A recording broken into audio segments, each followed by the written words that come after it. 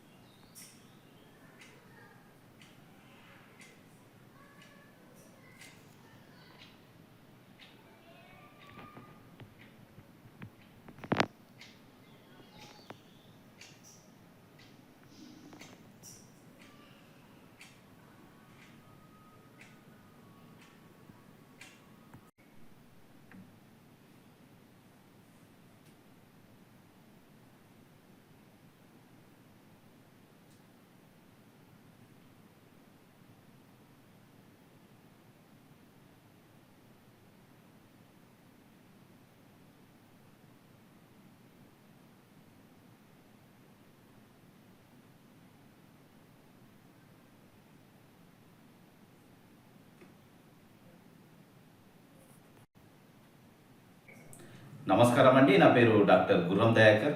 నేను జగిత్యాల వాసిని. నేను గత కొన్ని సంవత్సరాల నుంచి మైక్రో ఆర్టిస్ట్ వర్క్ చేస్తున్నాను.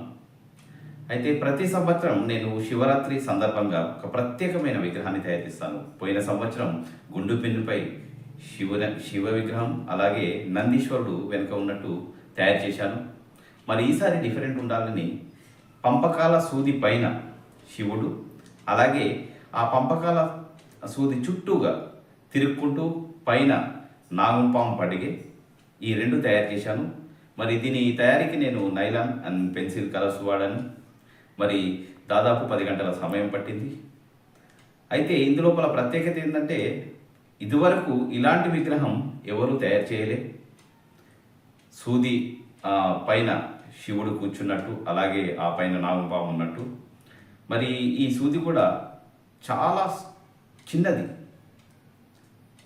దాదాపు 0.8 ఆ సైజులో ఉండే సూది. దాన్ని నేను ఉపయోగించి దీన్ని తయారు చేశాను.